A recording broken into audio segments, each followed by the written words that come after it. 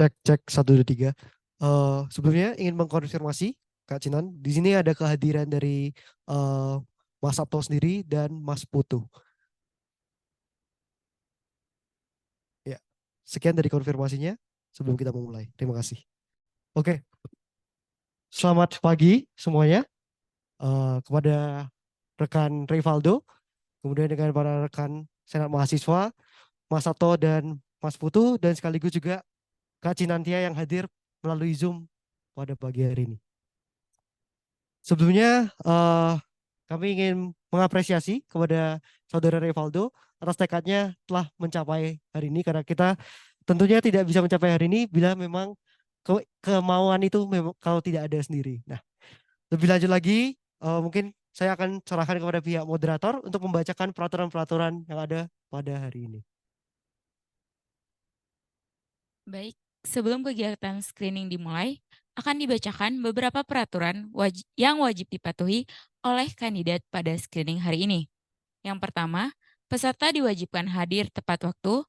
Lalu yang kedua, peserta wajib memakai atasan batik dan bawahan celana hitam formal. Lalu yang ketiga, peserta menitipkan seluruh barang termasuk alat elektronik pada meja registrasi. Kemudian yang keempat, peserta tidak boleh makan dan minum selama proses screening berlangsung. Kemudian yang kelima, peserta tidak boleh merokok dan berada di bawah kendali alkohol selama proses screening berlangsung. Lalu yang keenam, peserta hanya diperkenalkan berbicara selama waktu yang diberikan oleh moderator. Kemudian yang ketujuh, peserta hanya diberikan 2 kali kesempatan pengulangan untuk setiap pertanyaan. Selanjutnya, yang kedelapan, peserta dilarang menyebarkan pertanyaan screening. Kemudian yang kesembilan, peserta diwajibkan berdiri ketika sedang menjawab pertanyaan. Lalu yang terakhir yang ke-10, jawaban dari peserta akan diberikan,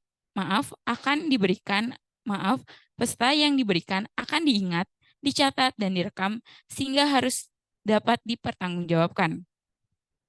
Selanjutnya, untuk memulai screening pada pagi hari ini, kepada calon ketua KPU dipersilakan untuk memperkenalkan diri, mulai dari nama, NPM, jurusan, dan alasan mengapa mengajukan diri secara singkat. Kepada kandidat dipersilakan. Perkenalkan, nama saya Rivaldo Putra Lenarta. Saya berasal dari jurusan Teknik Kimia dengan NPM 614 20 014 024, maaf. Untuk tujuan saya mendaftar sebagai ketua KPU sendiri adalah dengan adanya open registration pada ketua KPU ini, saya melihat ada peluang bagi saya untuk menggapai sesuatu yang lebih dari diri saya sendiri. Saya ingin belajar sesuatu yang baru, saya ingin menggapai ilmu yang baru. Oleh karena itu, dengan adanya pendaftaran ini, saya melihat adanya suatu peluang yang dapat saya ambil itu tersebut. Terima kasih. Terima kasih atas perkenalannya. Selanjutnya kepada kandidat dipersilahkan untuk mempresentasikan hasil hasil rancangan proposal PUPM yang telah dipersiapkan dan dikumpulkan. Waktu yang akan diberikan adalah 15 menit, dimulai dari kata pertama yang dilontarkan oleh kandidat. Jika melebihi waktu tersebut, akan diberhentikan oleh panitia, dan jika selesai sebelum waktu habis, maka akan dilanjutkan pada agenda screening berikutnya. Lalu, jika kandidat ingin pindah atau melanjutkan ke slide selanjutnya, harus berkata next. Demikian, apakah sudah cukup dimengerti? Sudah cukup dimengerti, terima kasih. Baik, terima kasih atas kesempatannya. Pada kesempatan kali ini, saya akan memaparkan tentang proposal yang telah saya rancang. Pertama, perkenalkan kembali, nama saya Rivaldo Putra Lenarta, dan berikut adalah proposal milik saya. Next. Pertama-tama, izinkan saya untuk membicarakan terkait latar belakang terlebih dahulu. Untuk latar belakangnya sendiri, Indonesia merupakan negara demokratis di mana setiap warga memiliki hak suara masing-masing, seperti yang tertera pada UUD pasal 28E ayat 3, di mana pada UUD tersebut berkata bahwa setiap rakyat memiliki kebebasan untuk berkumpul, berserikat, dan menyatakan pendapat. Kemudian, salah satu wadah atau mekanisme yang diterapkan dalam demokrasi untuk memilih suatu pemimpin disebut pemilihan umum. Namun pemilihan umum tersebut tidak hanya berhenti di tingkat nasional, melainkan pada tingkat universitas sendiri, ada juga pemilihan umum yang pada universitas ini dikatakan pemilihan umum Persatuan Mahasiswa atau biasa disingkat PUPM. Pada PUPM tersebut dilakukan untuk memilih calon ketua BEM, wakil ketua BEM, ketua himpunan, anggota Senat, dan anggota BP. Kemudian badan yang mengurus atau yang bertanggung jawab proses pelaksanaan pemilihan umum tersebut adalah Komisi Pemilihan Umum atau biasa disingkat KPU. Dan menurut Peraturan Rektorat tentang Organisasi Kemahasiswaan tahun 2018 pasal 37, KPU bertugas untuk merencanakan dan mempersiapkan pelaksanaan pemilihan umum. Sementara pada Peraturan Nomor 2 Senat Mahasiswa tahun 2021 paragraf 2 tertera kewajiban tugas serta kewenangan dan dari ketua KPU. Proses pelaksanaan pemilihan umum harus berjalan secara adil dan transparan, serta sesuai dengan prinsip dasar langsung umum, bebas, rahasia, jujur, dan adil. Next. Berikutnya untuk tujuan kegiatan sendiri, yang pertama adalah untuk meningkatkan partisipasi aktif mahasiswa dalam pemilihan umum sebagai wujud demokrasi kampus, maaf.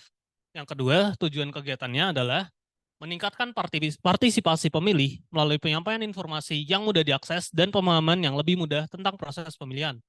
Kemudian untuk yang ketiga, membangun kepercayaan dan legitimasi persatuan mahasiswa di mata mahasiswa dan seluruh pihak terkait. Kemudian untuk yang keempat, menjaga integritas dan kualitas kepemimpinan mahasiswa melalui pemilihan umum yang berbasis peraturan Indonesia.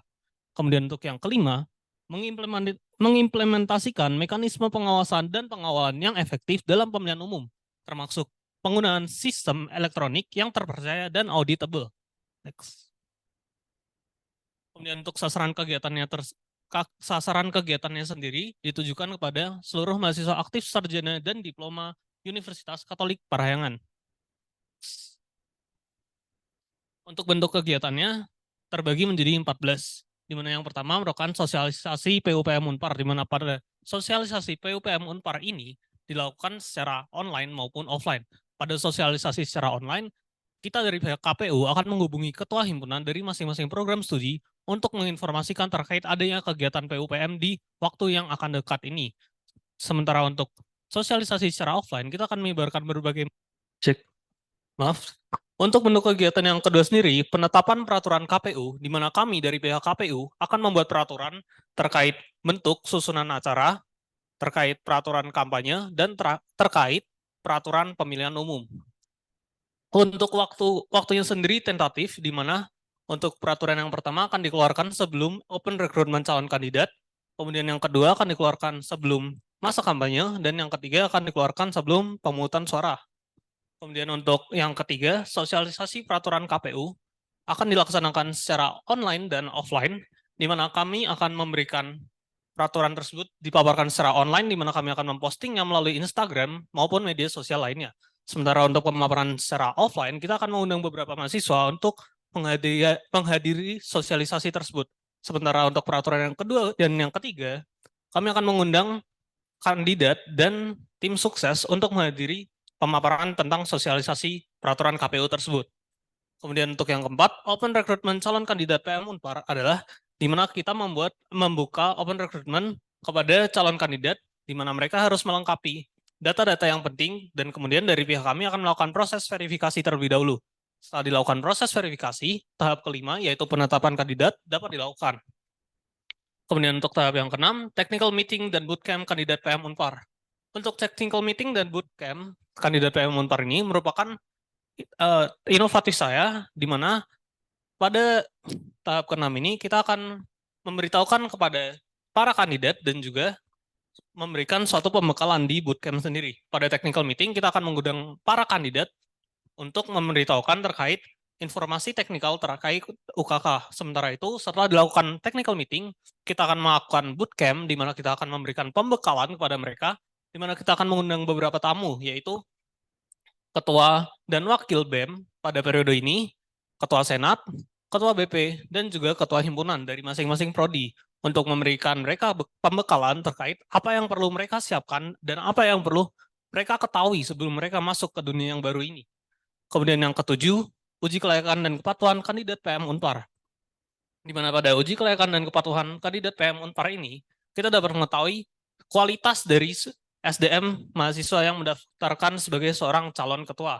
Jadi kita dapat mengetahui mana sosok yang patut menjadi ketua dan bagaimana kualitas dia. Kemudian untuk nomor 8, masa kampanye. Di masa kampanye ini merupakan masa di mana para kandidat dan tim sukses dapat melakukan promosi kepada diri mereka, sehingga para mahasiswa dapat tertarik untuk memilih dia. Kemudian untuk yang ke-9, orasi kandidat PM Unpar. Pada orasi kandidat PM Unpar sendiri, dilaksanakan secara opsional, di mana saya akan memberikan kebebasan pada masing-masing program studi, apakah ingin melaksanakan orasi atau tidak. Pertama-tama saya akan melakukan koordinasi dengan ketua himpunan pada periode ini, apakah sekiranya akan melaksanakan orasi atau tidak sesuai dengan program studinya. Sementara untuk debat kandidat dilaksanakan secara wajib, di mana pada debat kandidat BEM akan dilaksanakan 2 kali, dan untuk debat program studi akan dilaksanakan sekali. Kemudian untuk masa tenang, di mana masa kampanye atau segala hal yang tentang mempromosikan tidak diadakan, tidak diperbolehkan. Kemudian setelah masa tenang, ada pemungutan suara, di mana kita akan melakukan pemungutan suara secara online, di mana kita akan menggunakan website khusus untuk mempermudah dan memberikan rasa yang lebih efektif dibandingkan pemungutan suara secara offline. Kemudian untuk perhitungan hasil pemungutan suara dilaksanakan secara 2 kali, di mana kita akan melakukan quick count dan juga final count. Kemudian yang terakhir setelah dilakukan perhitungan dan sebagainya, kita akan menetapkan hasil pemungutan suara. Dengan begitu, kegiatan sudah selesai. Next. Kemudian untuk parameter keberhasilannya sendiri, yang pertama ada engagement Instagram, di mana terdapat kenaikan jumlah followers sebesar 15%. Kemudian untuk penetapan peraturan KPU, proses pembentukannya sesuai tahapan pembentukan peraturan dan substansi atau isi yang tepat. Dan yang ketiga, sosialisasi PUPM Unpar, 100% dari perwakilan program studi telah dihubungi oleh panitia KPU dan memberikan tanggapan. Kemudian untuk yang keempat, partisipasi kandidat setiap program studi, minimal mengajukan calon ketua himpunan dan 1 calon senat mahasiswa. Sementara untuk kandidat setiap fakultas, minimal mengajukan 1 calon badan pemeriksa, badan pemeriksa. Untuk yang keenam, kehadiran partisipasi bootcamp, terdapat 95% kehadiran dari jumlah kandidat yang telah ditetapkan. Sosialisasi peraturan KPU, terdapat 95% kehadiran dari kandidat serta tim sukses yang telah ditetapkan, dan 100% panitia KPU membagikan melalui media sosial. Yang keenam, pelaksanaan orasi, dan yang ke-8 dan ke-9 pelaksanaan orasi dan debat, kegiatan berjalan sesuai dengan rundown acara dan berjalan dengan baik. Dan yang terakhir, partisipasi pemungutan suara, di mana 55% mahasiswa Unpar berpartisipasi dalam pemungutan suara. Next. Kemudian untuk tema kegiatan yang saya pilih adalah Fortis et Justus, di mana Fortis et Justus sendiri merupakan bahasa Latin yang memiliki arti kuat dan adil, di mana kuat dan adil di sini artinya diharapkan sosok ketua, sosok pemimpin yang kuat, yang bisa melewati berbagai macam rintangan. Kemudian tidak hanya itu, kita tidak hanya membutuhkan sosok yang kuat, namun kita juga memerlukan sosok yang adil, di mana dia perlu memandang masyarakat atau rakyatnya secara adil dan merata secara objektif. Next. Kemudian untuk timeline kegiatan sendiri, yang pertama, sosialisasi sendiri akan dilaksanakan tanggal 22 sampai 29 September 2023. Kemudian open recruitment calon kandidat PM Unpar tanggal 2 sampai 13 Oktober 2023. Dan untuk menambahkan sedikit, sebelum open recruitment dan sosialisasi, saya tidak memberikan tentang penetapan peraturan serta sosialisasi peraturan karena tanggalnya bersifat tentatif. Kemudian dilanjutkan penetapan kandidat PM Unpar pada tanggal 16 Oktober 2023. Dan untuk technical meeting dan bootcamp kandidat dilaksanakan pada tanggal 21 Oktober 2023. Next. Kemudian dilanjutkan dengan uji kelayakan dan kepatuhan kandidat PM Unpar.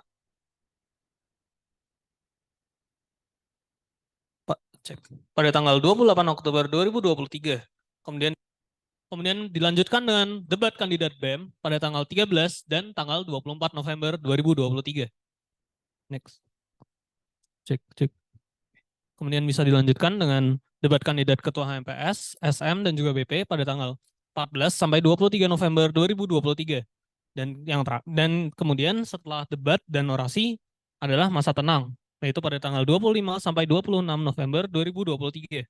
Setelah diadakan masa tenang, ada pemungutan suara pada tanggal 27 sampai 28 November, di mana pada tanggal tersebut juga akan dilaksanakan perhitungan hasil pemungutan suara, dan pada tanggal 28 akan dilaksanakan penetapan hasil pemungutan suara.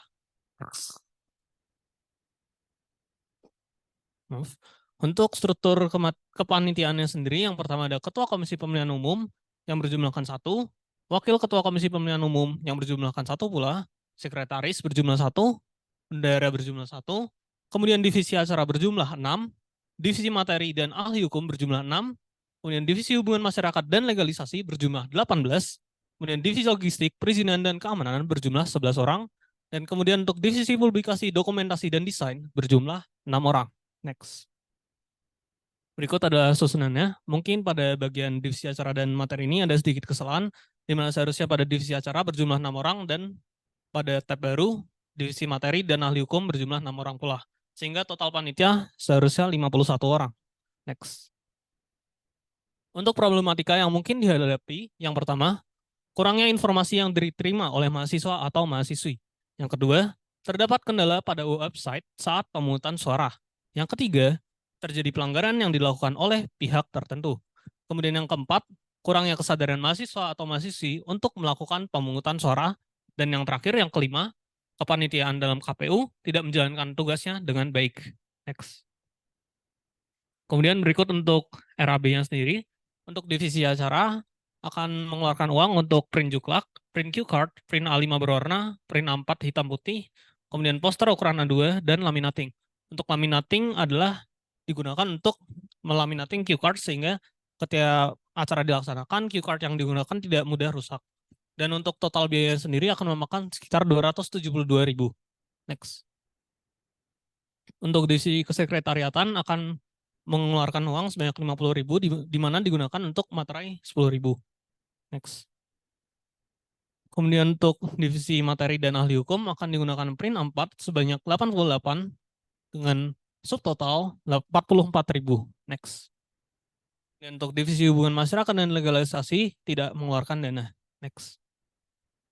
Kemudian untuk divisi logistik, perizinan dan keamanan akan mengeluarkan uang untuk sewa HT, sewa panggung, dan kemudian sewa panggung lagi, kemudian standing banner, backdrop ukuran 12 kali 3,5 meter, konsumsi makan siang, konsumsi makan ringan, dan yang terakhir konsumsi makanan ringan lagi, yang kemudian akan menghabiskan dana sekitar 11.785.000. Next.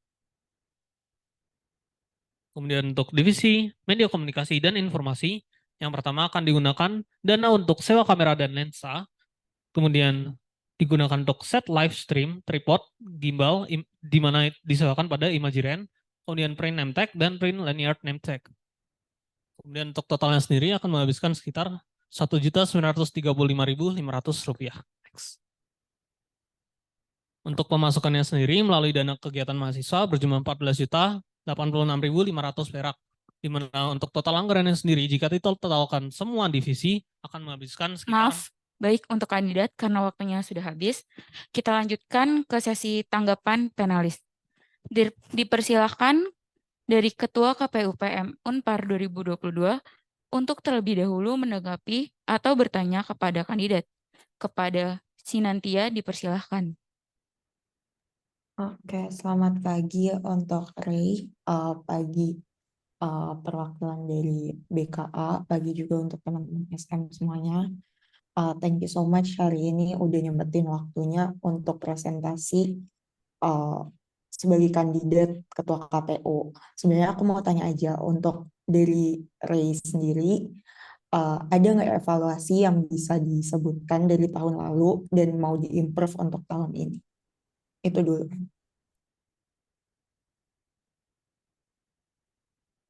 Baik, apakah pertanyaan sudah dimengerti? Mohon maaf, moderator, boleh mengajukan pertanyaan ulang? Oke, kepada Saudara Cinantia untuk mengulang pertanyaannya. Terima kasih. Menurut kamu, evaluasi apa yang bisa kamu ambil dari tahun lalu dan bisa kamu improve untuk tahun ini? Baik, terima kasih untuk pertanyaannya. Ada beberapa evaluasi yang telah saya dapatkan dari tahun lalu, di mana yang pertama adalah koordinasi dengan Bawaslu kurang. Itu yang pertama, di mana pada saat ini saya dapat mengimprove-nya, di mana pada tahun lalu pelaksanaan KPU sendiri dilaksanakan secara semi-hybrid, di mana pada pelaksanaan kegiatan pembelajaran juga masih berjalan secara online, sehingga koordinasi dengan Bawaslu akan sangat susah. Oleh karena itu, dengan zaman yang sekarang, waktu sekarang ini, di mana kegiatan sudah full offline, koordinasi dengan Bawaslu dapat lebih mudah lagi, di mana kita dapat bertemu secara langsung. Kemudian untuk yang kedua, dibutuhkannya anggota legalisasi atau verifikasi yang cukup banyak dikarenakan calon kandidat yang ingin mendaftarkan sebagai persatuan mahasiswa cukup banyak. Oleh karena itu, pada tahun ini saya mengimprove-nya dengan cara memperbanyak anggota dari Divisi Hubungan Masyarakat dan Legalisasi, di mana saya menentukan jumlahnya di angka 18, di mana 17 ditambah 1, di mana 17 sendiri adalah jumlah dari program studi. Jadi setiap anggota akan memegang satu program studi. Kemudian untuk evaluasi dari tahun lalu berikutnya adalah pada tahun lalu dari jurusan hubungan internasional tidak terdapat calon anggota Senat. Oleh karena itu, pada tahun ini saya mengimprove-nya dengan meletakkannya di parameter keberhasilan, di mana untuk setiap program studi diharapkan ada satu calon ketua himpunan dan satu calon anggota Senat. Kemudian untuk evaluasi berikutnya, di mana pada partisipasi mahasiswa yang melakukan pemungutan suara, di mana pada pemungutan suara sendiri, jumlah mahasiswa seharusnya berkisaran di angka 10.000. Namun pada tahun lalu yang melakukan pemungutan suara berkisar di angka 5.000 saja, di mana sekitar 50%. Hal tersebut juga saya masukkan pada parameter keberhasilan, di mana saya meningkatkannya sebanyak 5% menjadi 55% partisipasi mahasiswa aktif. Dan kemudian untuk evaluasi yang terakhir, di mana jumlah kepanitiaan, di mana pada tahun lalu target dari kepanitiaan sendiri berjumlah 95, namun hanya dapat 30 orang saja. Hal ini sangat tidak sesuai dengan rencana yang telah disiapkan. Oleh karena itu, untuk improve pada tahun ini, akan dilakukan open recruitment secepatnya maupun sosialisasi terkait acara ini sehingga meningkatkan minat dari para mahasiswa untuk berpartisipasi langsung menjadi seorang panitia KPU. Sekian jawaban dari saya. Terima kasih. Baik, terima kasih kepada kandidat. Selanjutnya, Kak Sinantia, apakah ingin menanggapi? Oke, mungkin lebih ke pertanyaan kedua ya. Kalau misalnya dari tahun lalu tuh kan bisa dilihat sendiri banyak ada kelaporan kasus. Nah, eh, jelasin bedanya antara pengertian laporan dan gugatan, sama jelasin siapa yang bisa melaporkan dan menggugat. Jelasin juga peran KPU di dalamnya. Baik, apakah sudah dimengerti pertanyaannya? Sudah, terima kasih. Silakan. Baik, terima kasih atas pertanyaannya. Untuk perbedaan dari laporan dan gugatan sendiri, untuk laporan dapat dilakukan oleh setiap mahasiswa, di mana dapat melakukan laporan tentang adanya tindakan kecurangan maupun laporan apapun itu. Sementara untuk gugatan sendiri dapat dilakukan oleh pihak kandidat maupun pihak tim sukses, di mana pihak yang dirugikan dapat melakukan gugatan terhadap laporan yang diberikan. Sementara laporan dan gugatan tersebut dapat diajukan kepada Bawaslu selaku pengawas dalam kegiatan pemilihan umum ini. Sementara peran KPU dalam situasi tersebut adalah peran KPU dapat menyampaikan terkait laporan dan gugatan yang disampaikan kepada pihak Bawaslu, sehingga Bawaslu dapat lebih sigap dalam menanggapi laporan dan gugatan tersebut. Terima kasih. Baik, terima kasih kepada kandidat. Selanjutnya, Kak Sinan mungkin bisa memberikan tanggapan terakhirnya. Terima kasih.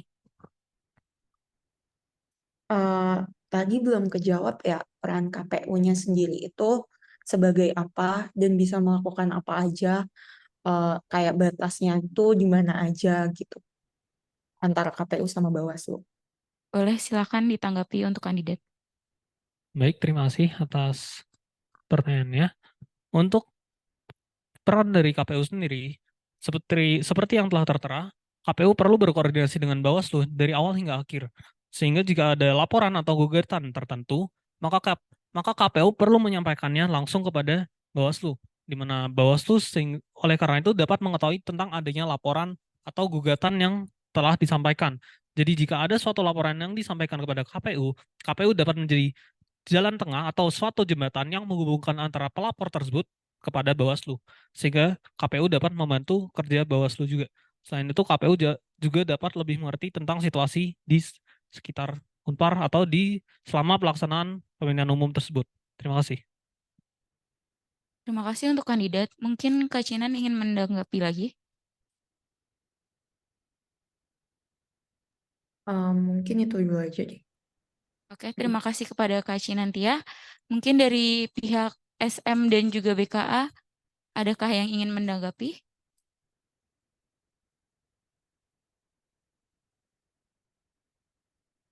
Satu, Oke, mungkin saya izin bertanya, moderator. Ada beberapa pertanyaan. Yang pertama, tadi Anda sebutkan di dalam parameter keberhasilan Anda mengenai peraturan KPU. Parameter keberhasilannya adalah tahapan pembentukannya sesuai dengan peraturan. Boleh disebutkan memangnya apa saja tahapan peraturan perundang-undangan yang baik untuk membuat peraturan? Itu yang pertama. Yang kedua, tadi disampaikan juga pada tahap sosialisasi itu memberitahukan kepada ketua himpunan bahwa PUPM sudah dekat. Memang urgensinya ketua himpunan mengetahui PUPM sudah dekat itu apa? Itu yang kedua. Kemudian yang terakhir, Anda membuat suatu inovasi, yaitu bootcamp. Boleh dijelaskan mekanisme dan urgensinya mengapa Anda menaruh inovasi ini di dalam KPU Anda? Boleh dijawab. Terima kasih, moderator. baik. Terima kasih kepada Oda. Mungkin apakah pertanyaannya sudah dapat dimengerti? Sudah, terima kasih. Dipersilahkan. Baik, untuk menanggapi terkait pertanyaan yang pertama, untuk tahapan pembentukan peraturan sendiri, yang pertama ada pengkajian, yang kedua ada perencanaan, yang ketiga ada penyusunan, yang keempat adalah pembahasan, kemudian selanjutnya ada pengesahan, dan kemudian ada penetapan, dan yang terakhir ada pengundangan. Setelah itu dapat dilakukan sosialisasi. Kemudian untuk menanggapi terkait pertanyaan yang kedua terkait sosialisasi, di mana kita perlu menghubungi program studi atau ketua himpunan tiap program studi terkait PUPM ini sudah dekat. Hal itu dilakukan karena kita ingin memberitahukan kepada ketua himpunan tentang PUPM ini, di mana harapannya ketua himpunan tersebut dapat menyampaikan kepada program studi. Jadi penyebaran tentang PUPM ini dapat menyebar secara luas. Selain itu, dengan pemberitahuan kita ini, kita secara tidak langsung bertanya terkait KPUF, di mana untuk menaikkan KPU sendiri kita perlu persetujuan dari ketua himpunan, di mana kita membutuhkan usulan dari ketua himpunan siapa yang sekiranya akan naik menjadi KPUF.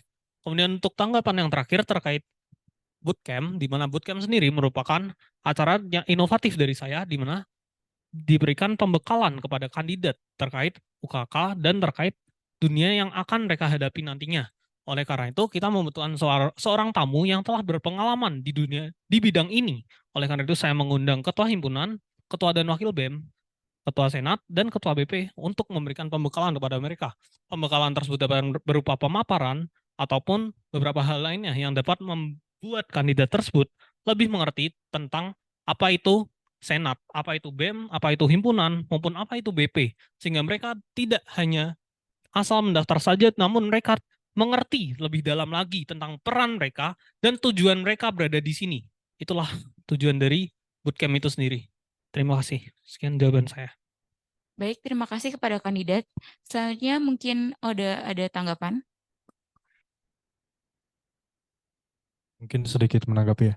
Tadi Anda sebutkan juga tahapan peraturan perundang-undangan yang oke, cukup baik. Cuman yang mau saya tanyakan adalah kan pembuatan peraturan KPU. Apakah perlu semua itu digunakan? Yang pertama, dan di tahap mana Anda berkoordinasi dengan mungkin SM untuk dalam pembuatan peraturan KPU-nya? Mungkin itu aja. Apanya? Jawab. Baik, terima kasih kepada Oda. Mungkin kandidat ingin langsung menjawab atau perlu pengulangan lagi? Boleh langsung menjawab. Terima kasih. Terima kasih atas pertanyaannya. Izin menanggapi. Untuk tahapan sendiri, seperti yang tadi sudah saya katakan, yang pertama adalah pengkajian, di mana kita mengkaji dari tahun lalu, mengkaji dari peraturan tahun lalu tentang apa saja yang perlu dibuat dan apa saja yang perlu diubah. Kemudian kita perencanaan, di mana kita merencanakan tentang pembuatan peraturan tersebut.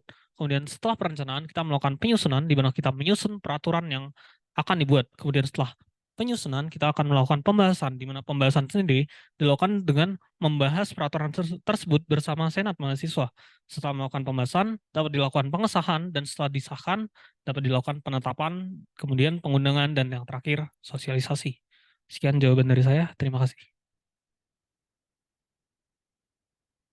Terima kasih untuk kandidat. Mungkin Oda ingin memberikan tanggapan terakhir. Sudah cukup. Oke, kepada teman. Baik, kepada Mas Sabto.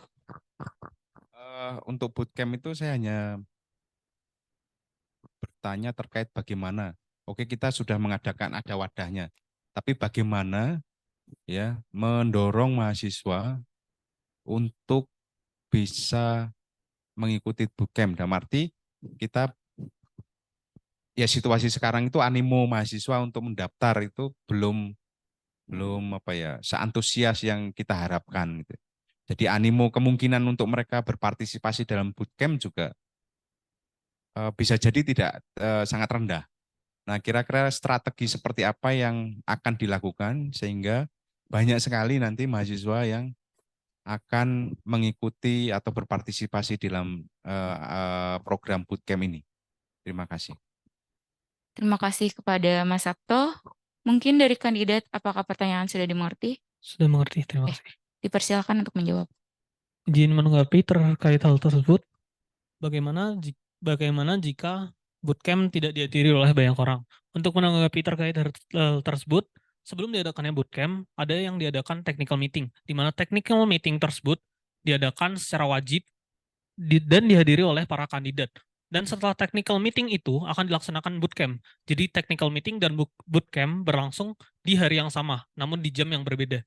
Oleh karena itu, partisipasi dari kandidat akan yang mengikuti technical meeting akan ikut serta pula pada bootcamp ini, di mana saya menerapkan parameter keberhasilan pada 95% dikarenakan mungkin ada beberapa kandidat yang tidak dapat menghadiri karena beberapa mungkin penyakit atau masalah keluarga yang tidak dapat diganggu-gugat. Oleh karena itu, saya menerapkan angka 95%. Sekian jawaban dari saya, terima kasih.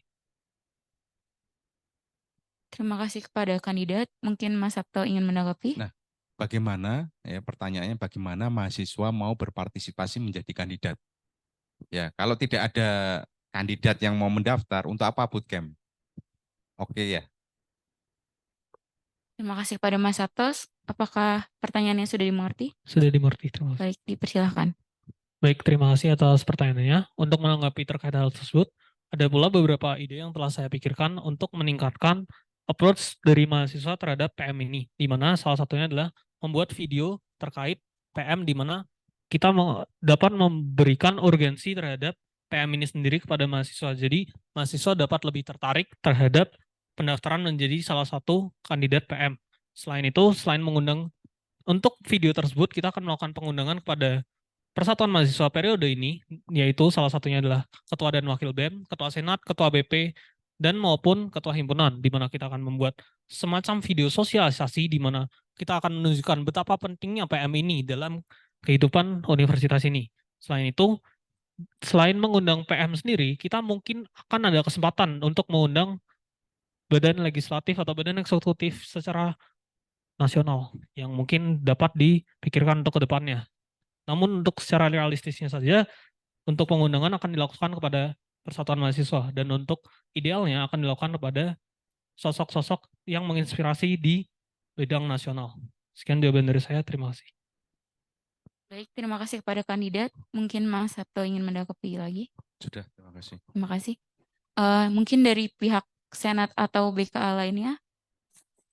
Silakan Mas Putu. Selamat pagi, Revaldo. Mau nanya sih, menurut bayangan kamu parameter orasi dan debat yang bisa dibilang sukses itu apa? Terima kasih. Terima kasih kepada Mas Putu. Mungkin Revaldo sudah dimengerti pertanyaannya? Sudah dimengerti, terima kasih. Baik, dipersilakan untuk menjawab. Baik, izin menjawab terkait pertanyaan tersebut. Untuk parameter keberhasilan dari pelaksanaan orasi dan debat sendiri, pada parameter keberhasilan saya cantumkan bahwa kegiatan berjalan sesuai dengan rundown dan berjalan dengan baik. Dikarenakan pada orasi sendiri, yang tadi telah saya katakan, orasi tidak diwajibkan. Jadi setiap program studi tidak diwajibkan untuk melaksanakan orasi. Oleh karena itu, kita perlu mengkonfirmasi terlebih dahulu kepada ketua himpunan apakah program studi tersebut ingin melaksanakan orasi atau tidak. Oleh karena itu, jumlah kehadiran tidak dapat dijadikan suatu parameter dikarenakan ketidakwajiban tersebut. Sementara untuk kehadiran peserta yang melakukan orasi sendiri, karena mereka sudah menginfokan bahwa mereka akan melakukan orasi. Oleh karena itu dapat diasumsikan bahwa mereka pasti akan hadir dalam orasi tersebut. Jadi hal tersebut juga tidak dapat dijadikan oleh parameter. Maka dari itu, parameter yang saya masukkan adalah rundown berjalan sesuai dengan ketentuan yang ada. Selain itu, berjalan dengan baik tanpa adanya gangguan ataupun intervensi di luar dugaan kita. Sekian jawaban dari saya. Terima kasih. Baik, terima kasih kepada kandidat. Mungkin Mas Sabto ingin menanggapi lagi. Maaf, Sekutu.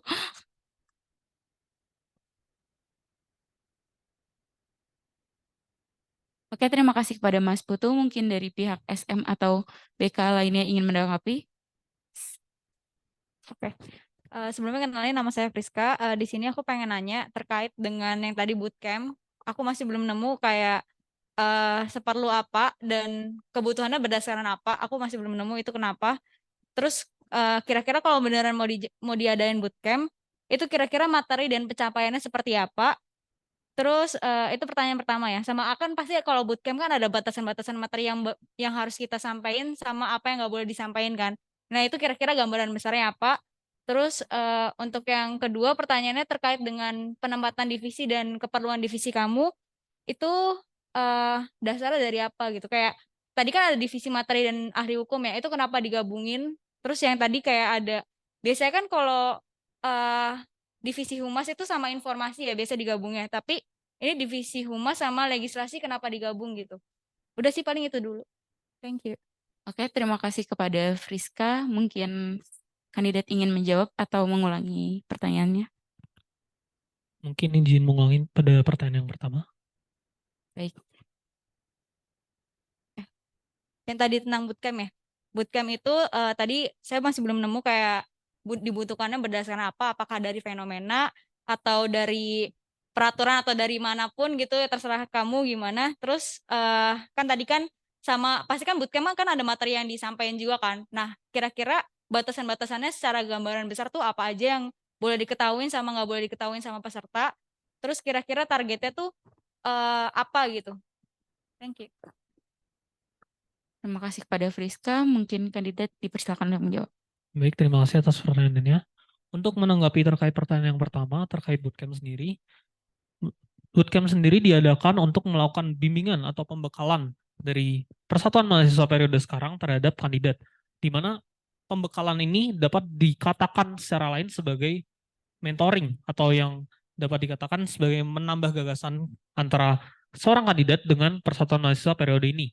Dan kami dari pihak KPU memberikan suatu wadah bagi mereka untuk belajar lebih lagi. Sehingga kami memberikan wadah agar mereka dapat belajar dan dapat mengetahui tentang apa yang akan mereka masuki di kedepannya. Selain itu kita juga dapat belajar terkait hal lain seperti misalnya UKK, tentang apa yang perlu dipelajari dan mungkin apa situasi yang akan mereka hadapi di kedepannya. Kemudian untuk informasi yang dirahasiakan ataupun tidak dirahasiakan tersebut, mungkin dapat sebelum melakukan pemaparan, yang lebih mengetahui tentang hal tersebut adalah dari pihak Persatuan Mahasiswa sendiri, di mana pihak Persatuan Mahasiswa pasti akan mengetahui terkait hal yang perlu dirahasiakan kepada kandidat maupun hal yang dapat diberitahukan secara umum. Oleh karena itu, kami dari pihak KPU juga akan mengkoordinasikan hal tersebut, apakah sekiranya informasi yang akan disampaikan ini boleh dan layak untuk disampaikan kepada pihak kandidat atau tidak. Oleh karena itu, setelah dikonfirmasi, kita akan memberikan materi juga tentang apa yang akan kita bahas di bootcamp nanti. Tapi sebagian besar untuk bootcamp kita akan melakukan brainstorming dengan Persatuan Mahasiswa sendiri, sehingga kita juga mendapatkan gagasan tentang apa yang mereka akan sampaikan, dan kita juga akan memberikan ide tentang apa yang mungkin ingin kita berikan nanti disampaikan oleh Persatuan Mahasiswa nantinya. Sekian untuk jawaban pertanyaan yang pertama. Dan kemudian untuk menanggapi pertanyaan yang kedua terkait kepanitiaan sendiri, untuk kepanitiaan yang divisi materi dan ilmu hukum, divisi materi dan ilmu hukum sendiri saya gabungkan, di mana divisi materi dan ilmu hukum merupakan divisi di mana anggota membuat terkait peraturan KPU sendiri. Selain itu, selain divisi ahli hukum sendiri adalah divisi materi, di mana divisi materi merupakan divisi yang membuat soal terkait UKK, di mana saya melihat adanya keterhubungan antara soal UKK tersebut dengan peraturan, di mana mereka saling mengetahui terhadap peraturan dan terhadap konsep yang harus diadakan secara langsungnya. Kemudian untuk divisi hubungan masyarakat dan legalisasi, saya gabungkan dikarenakan seperti yang tadi telah disampaikan pada evaluasi, di mana pada proses verifikasi sendiri memerlukan orang yang cukup banyak dan waktu yang cukup banyak.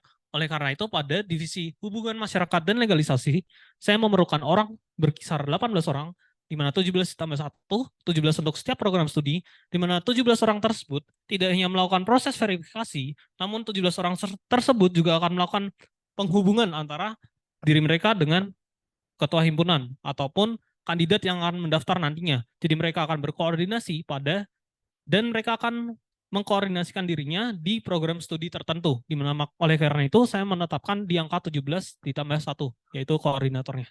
Sekian jawaban dari saya, terima kasih. Baik, terima kasih kepada kandidat. Mungkin Friska ingin menanggapi.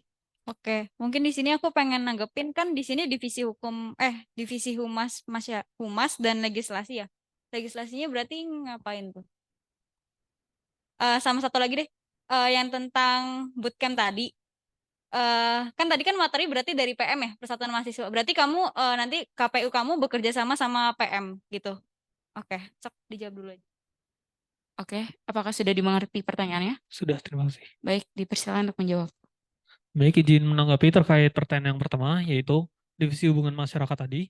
Untuk divisi hubungan masyarakat tadi, divisi tersebut adalah divisi hubungan masyarakat dan legalisasi, di mana legalisasi tersendiri itu dimaksudkan untuk verifikasi, yaitu verifikasi dokumen-dokumen yang telah disiapkan oleh kandidat pada saat proses mendaftarkan sebagai calon kandidat sendiri. Oleh karena itu, setelah dilakukan proses verifikasi, maka dokumen tersebut dapat dianggap sebagai dokumen yang legal atau verified. Oleh karena itu, saya menamakan divisi tersebut sebagai divisi hubungan masyarakat dan legalisasi.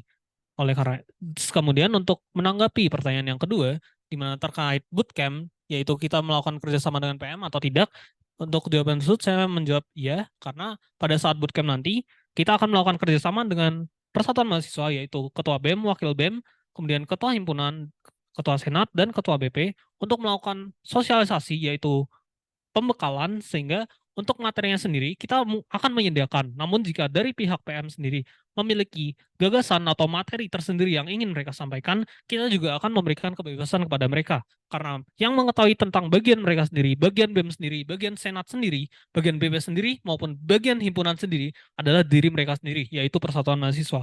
Oleh karena itu, kita memberikan kesempatan bagi mereka untuk memberikan apa yang ingin mereka sampaikan. Sekian jawaban dari saya, terima kasih. Terima kasih kepada kandidat. Dipersilakan kepada Friska untuk menanggapi jawaban tersebut. Di sini kalau dia lihat dari anggaran, tapi thank you ya buat jawabannya tadi. Rancangan anggaran pasti kan banyak kebuangnya di ya tadi ya, yang tentang bootcamp, terus mungkin technical meeting, sosialisasi.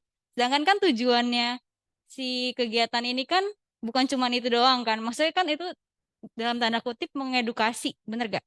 Nah, sebenarnya yang pengen gue highlight tuh di sini tuh kayak takutnya anggarannya tuh kayak kebanyakan tuh gak sesuai sama tujuan kamu gitu. Sama aku masih belum nemu juga kayak apakah kolerasi dari si bentuk kegiatan yang kamu rancang ini sama si tujuan kamu tuh masih ada yang masih ada yang kayak di luarnya gitu loh. Jadi kayak kurang masuk. Kayak tadi ada acara bootcamp sama technical meeting, kalau menurut gue kayak technical meeting kayak udah cukup gitu. Tapi pada bootcamp yang tadi kan dijelasin buat materi kan. Tapi itu balik lagi ke tujuan awalnya gitu loh. Tujuan awalnya tuh tujuan adanya KPU PUPM ini buat apa gitu. Coba mungkin itu bisa dipertimbangin lagi aja sih. Udah sih paling itu. Oke, terima kasih kepada saudari Friska. Mungkin dari pihak senat lainnya, apakah ingin ada? Oke. Dipersilakan kepada Michael. Oke, sebenarnya makasih atas pemaparannya. Pertanyaannya saya ada 2, sederhana aja. Coba boleh ke problematika, slide problematika.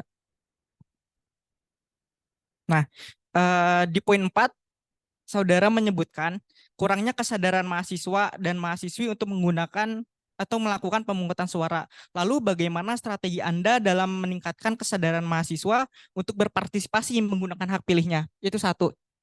Yang berikut, poin 3, terjadi pelanggaran yang dilakukan oleh pihak tertentu. Apa pelanggaran yang dilakukan dan bagaimana tindakan preventif Anda untuk mencegah pelanggaran tersebut terjadi berulang? Demikian, terima kasih. Terima kasih kepada Saudara Michael. Apakah ada pengulangan pertanyaan lagi? Sudah jelas, terima kasih. Ya, terima kasih. Silakan untuk menjawab. Baik, izin menanggapi terkait pertanyaan yang pertama, terkait problematika yang keempat, di mana kurangnya kesadaran mahasiswa atau mahasiswi untuk melakukan pemungutan suara. Terkait hal tersebut, kami dari pihak KPU telah melakukan sosialisasi secara beberapa kali sehingga mahasiswa dapat mengetahui lebih dalam mengenai PUPM ini, tentang pemungutan suara ini sudah dekat, nanti tanggalnya tanggal berapa, sehingga mahasiswa dapat lebih mengerti terkait tanggal dan waktunya kapan. Namun jika kurangnya kesadaran tersebut dikarenakan diri mereka yang kurang ingin melakukan pemungutan suara sendiri, bukan karena tidak tahu bahwa pemungutan suara ini sudah dekat, maka seperti yang tadi sudah sampaikan, dapat dibuat suatu poster yang menunjukkan bahwa tujuan dari Persatuan Mahasiswa sendiri ini untuk apa? Kenapa kita memerlukannya? Kenapa kita mahasiswa Unpar ini memerlukan suatu persatuan mahasiswa, di mana persatuan mahasiswa sendiri menurut saya merupakan sesuatu yang dapat menjadi contoh, sebuah pemimpin yang dapat mendukung kita, memimpin kita, menjadi contoh bagi kita, sehingga kita dapat maju ke depannya menjadi seseorang yang lebih baik lagi. Untuk metodenya, seperti yang tadi sudah saya ungkapkan, dapat dilakukan melalui perekaman video atau pemaparan video, di mana kita menunjukkan bahwa urgensi PM ini sangat dibutuhkan. Oleh karena itu, para mahasiswa mungkin akan tersadarkan bahwa PM ini adalah sesuatu hal yang penting. Kemudian, untuk menanggapi terkait pertanyaan yang ketiga, yaitu terjadi pelanggaran yang dilakukan oleh pihak tertentu. Untuk menanggapi terkait hal ini, yang pertama, jika pelanggaran tersebut dilakukan dari pihak KPU sendiri, dari anggota KPU sendiri, maka saya sebagai ketua KPU akan menindakinya secara tegas, di mana saya akan mengeluarkan surat keputusan penghilangan jabatan oleh anggota KPU sendiri. Dikarenakan kecurangan tersebut merupakan sesuatu yang tidak dapat ditoleransikan lagi. Oleh karena itu, saya sebagai ketua KPU harus menindakinya secara tegas. Selain itu, saya juga perlu mengkoordinasikan dengan Bawaslu jika terdapat kecurangan yang dilakukan dari beberapa pihak tertentu. Salah satunya misalnya tim sukses maupun dari kandidat sendiri. Dan untuk kecurangan yang dapat dilakukan, yaitu beberapa hal yang melanggar peraturan, jika boleh saya sebutkan adalah misalnya black campaign dan beberapa kecurangan yang dilakukan lainnya. Oleh karena itu, diperlukan suatu koordinasi dari KPU dengan Bawaslu dari awal hingga akhir pelaksanaan PUPM ini. Sekian jawaban dari saya. Terima kasih. Terima kasih untuk kandidat. Mungkin Michael ingin menanggapi. Oke, cukup. Terima kasih. Terima kasih. Apakah silakan untuk Andi. Halo? Oke. Sebenarnya di sini saya masih di bagian ini sih, problematika. Mungkin biasnya itu ada di poin kelima, yaitu bagian kepanitiaan dalam KPU tidak menjalankan tugasnya dengan baik. Kenapa Anda harus menulis hal tersebut di dalam problematika itu? Apa urgensinya Anda harus menulis poin tersebut? KPU tidak menjalankan tugasnya dengan baik. Ibaratnya kayak Anda dari awal aja udah gak percaya dengan sumber daya Anda di dalam KPU itu sendiri. Terus emangnya jenis tidak menjalankan tugasnya dengan baik macam apa yang bisa Anda pikirkan sampai Andanya harus banget gitu untuk menulis kepanitiaan dalam KPU tidak menjalankan tugasnya dengan baik. Seperti itu. Terima kasih. Terima kasih kepada Saudara Andi. Apakah ada pengulangan pertanyaan? Sudah jelas, terima kasih. Silakan untuk menanggapi. Baik, izin menanggapi terkait problematika yang kelima, di mana kepanitiaan dalam KPU tidak menjalankan tugasnya dengan baik. Seperti yang diketahui, problematika adalah sesuatu yang mungkin dihadapi atau mungkin terjadi di kedepannya. Jadi saya tidak menutup kemungkinan bahwa kepanitiaan saya akan bekerja secara maksimal maupun tidak menjalankan tugasnya dengan baik. Pasti panitiaan saya akan menjalankan tugasnya dengan baik, namun tidak menutup kemungkinan bahwa panitiaan KPU ada yang tidak menjalankan tugasnya dengan baik. Dan jika hal tersebut terjadi, maka pertama yang akan dilakukan adalah mempertanggungjawabkan, di mana kita akan mempertanyakan terlebih dahulu kenapa dia tidak menjalankan tugasnya dengan baik. Dan jika ternyata memang ada urgensi tersendiri dalam diri dia, salah satu misal urusan keluarga ataupun penyakit yang sedang dialami dia, maka kita dari pihak KPU tidak dapat melakukan apapun. Namun sebaliknya jika alasan yang diberikan dari anggota tersebut tidak meyakinkan, seperti misalnya memang dia tidak ingin melaksanakan tugasnya dengan baik, maka saya sebagai ketua KPU akan menindaknya secara tegas dengan mengeluarkan sebuah surat keputusan. Selain itu, salah satu contoh dari tindakan yang tidak menjalankan tugasnya dengan baik adalah dengan di mana salah satu divisi tidak melaksanakan tugas sesuai dengan job description-nya. Dan mengapa hal itu menjadi sesuatu yang krusial? Dikarenakan karena tugas yang diberikan ini sudah sesuai dengan job desk masing-masing divisi. Jadi, jika ketika ada seseorang atau beberapa orang yang tidak melakukan tugasnya, maka keberlangsungan acara ini akan menjadi delay atau akan terlambat dan tidak berjalan dengan baik.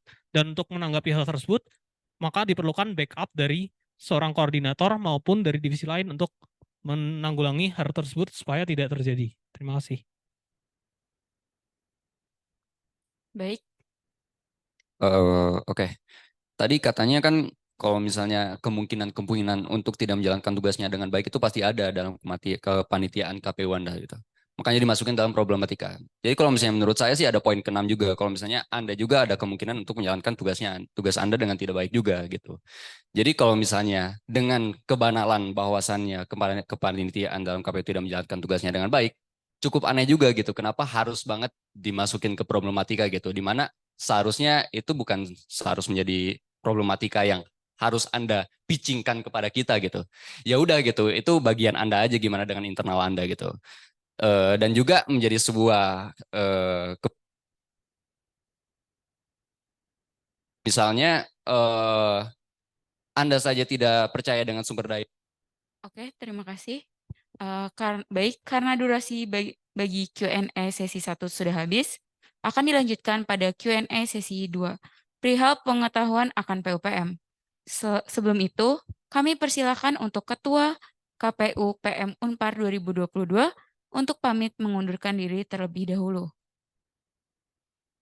Baik, untuk Mas Sabto dan Mas Putu izin live ya. Untuk teman-teman SM semuanya juga izin live, Ray juga. Thank you. Terima kasih kepada Kak Cinantia. Selanjutnya dipersilakan kepada panitia seleksi untuk dapat memberikan pertanyaan kepada pihak kandidat. Ini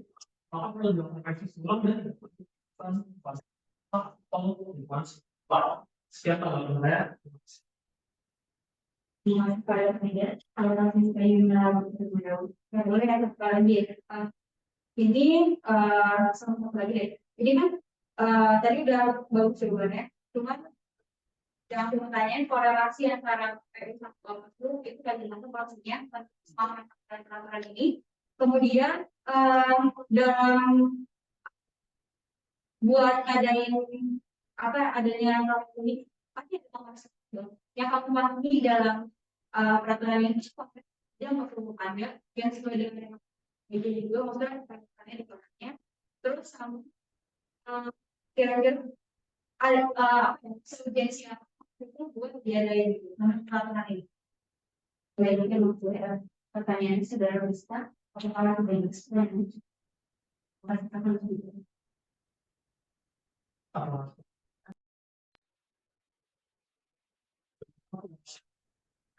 Ini sebenarnya Pak, dari itu melakukan koordinasi. Kalau tidak pasangan dengan maksud, artinya tidak sangat bukan segala hal tindakan maupun juga tindakan yang tidak sesuai dengan laporan. Oleh karena itu, kami dari tim akan melakukan koordinasi secara berkelompok pada pihak Kemlu untuk mengklarifikasi yang sudah berjalan saat ini pada PUPM ini. Sehingga oleh karena itu, walaupun dapat tulis 3 dan kita anggapkan terhadap situasi yang dihadapi. Terdepan hanya situasi apapun yang sudah dihadapi dan terhadap apapun masalah yang mungkin bisa terjadi ke depannya.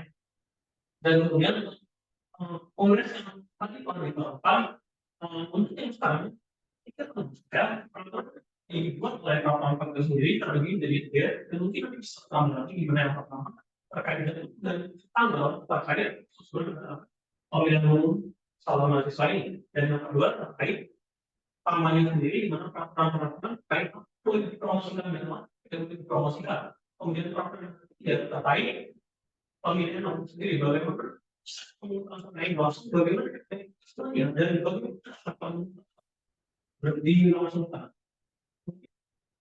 ini dapat bertalas dengan banyak nanti istrinya yang Islam. Tapi untuk sekarang sebenarnya saya adalah tiga orang tersebut. Saya sudah tidak. Terima kasih pada manajer. Dan kita pada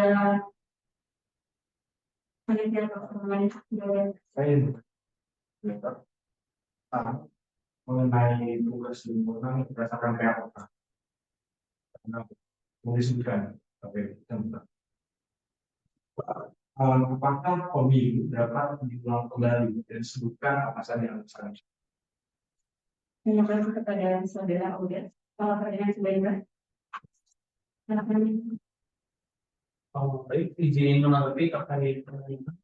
Yang pertama dari tugas KPU sendiri menentukan tahun 2020 dan sama sekali dari mempersiapkan pelaksanaan PUPR yang kedua menerima, mengikuti dan menetapkan pengurus KPU, calon anggota Senat dan calon anggota BP. Kemudian mengumpulkan dengan sistematika data-data serta dokumen hasil pemilihan umum. Dan yang keempat adalah melaksanakan tahapan pemilihan umum persatuan mahasiswa. Dan kemudian untuk pemenang sendiri berdasarkan Permen tahun 2018 yang pertama adalah untuk menetapkan tata cara pelaksanaan PUPM Unpar di tingkat fakultas dan di tingkat universitas. Dan yang kedua adalah menetapkan surat keputusan terkait hasil pemungutan suara persatuan mahasiswa pada rektor dan dekan. Kemudian untuk menanggapi terkait pertanyaan kedua, di mana apakah pemilu dapat dilaksanakan ulang atau dapat dilaksanakan lagi, dan jika bisa apakah alasannya, untuk menanggapi hal tersebut dapat dilakukan. Hal tersebut dapat dilakukan bila pada pemungutan suara terdeteksi adanya suatu kecurangan, adanya tindak kecurangan yang dilakukan dan telah valid atau telah terbukti. Nah, dari itu dapat dilakukan perhitungan suara ulang. Sementara selain itu dapat dilakukan perhitungan suara ulang ketika jumlah atau angka sama, di mana pada calon 1 dan calon 2 sama-sama 50%, ataupun pada calon 1 dengan tidak setuju sama-sama 50%. Oleh karena itu perlu dilakukan perhitungan ulang untuk memvalidasi apakah perhitungan sudah sesuai ataupun belum sesuai. Sekian jawaban dari saya. Terima kasih kepada kandidat. Apakah menanggapi?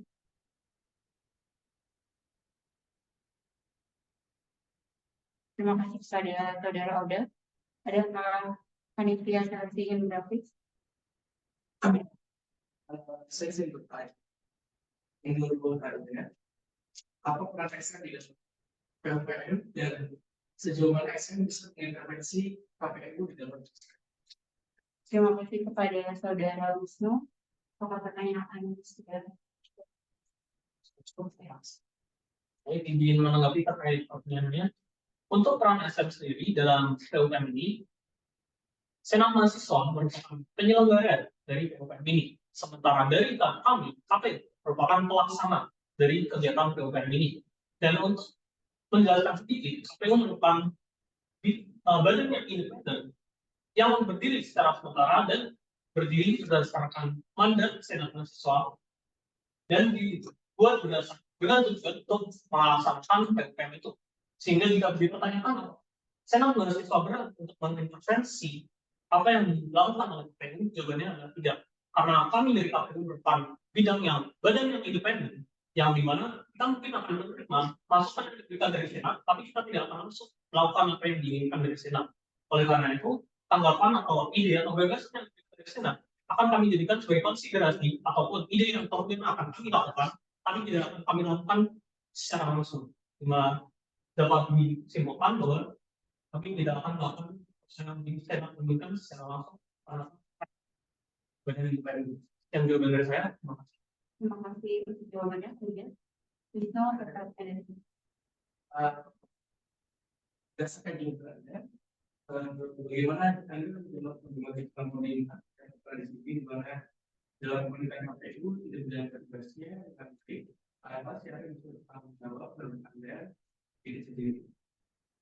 Mungkin izin menambahkan yang punya wisdom terkait masalah ini. Kalau menurut Anda sendiri, karena Anda telah mengatakan bahwa jelas memang SM itu tidak boleh mengintervensi KPU. Tapi pada dasarnya memang KPU itu bertanggung jawab kepada SM. Kalau menurut Anda sendiri, termasuk bagian situ, menurut Anda sendiri batasnya di mana sih pertanggungjawaban KPU terhadap SM ini secara konkret?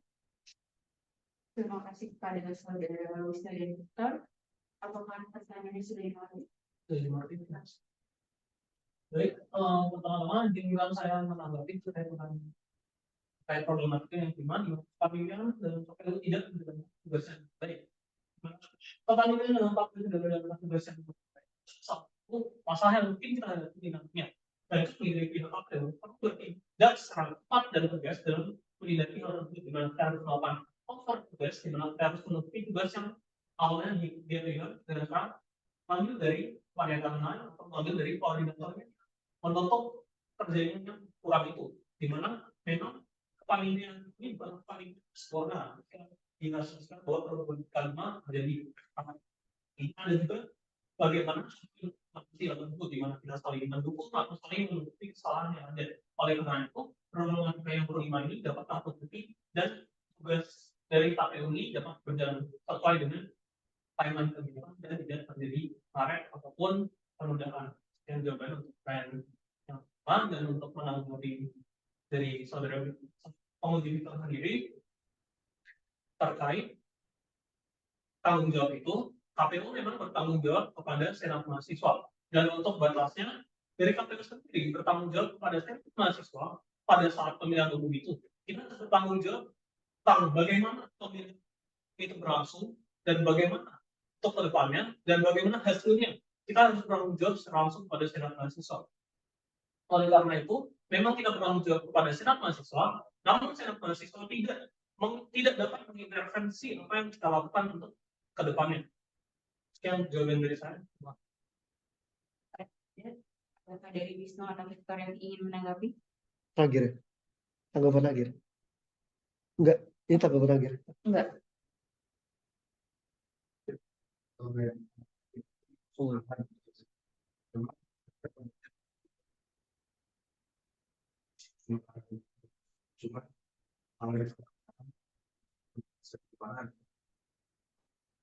Jadi ya baik yang KPU memberikan orang sedikit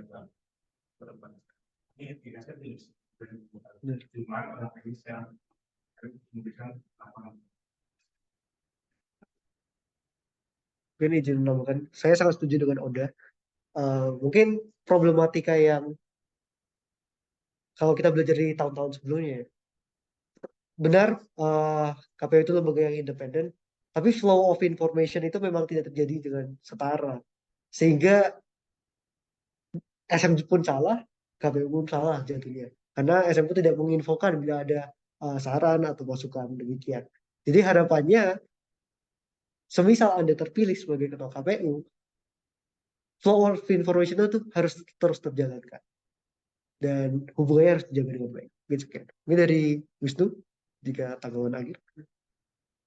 Terima kasih. Apakah dari panitia seleksi lain yang ada yang ingin bertanya?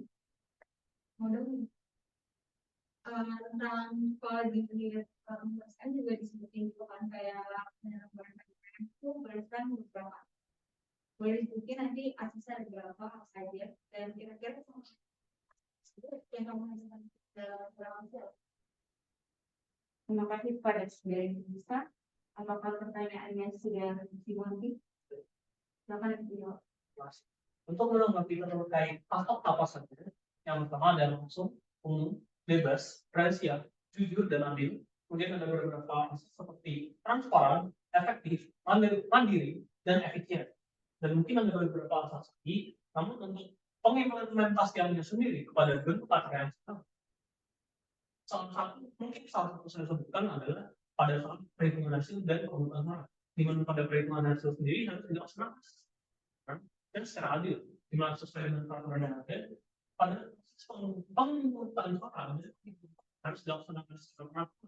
Tidak ada tindakan kecurangan yang dilakukan sehingga proses tersebut dapat berjalan sesuai dengan apa yang ada, sesuai dengan peraturan yang ada, di mana proses pemungutan suara berjalan sesuai dengan peraturan yaitu transparan.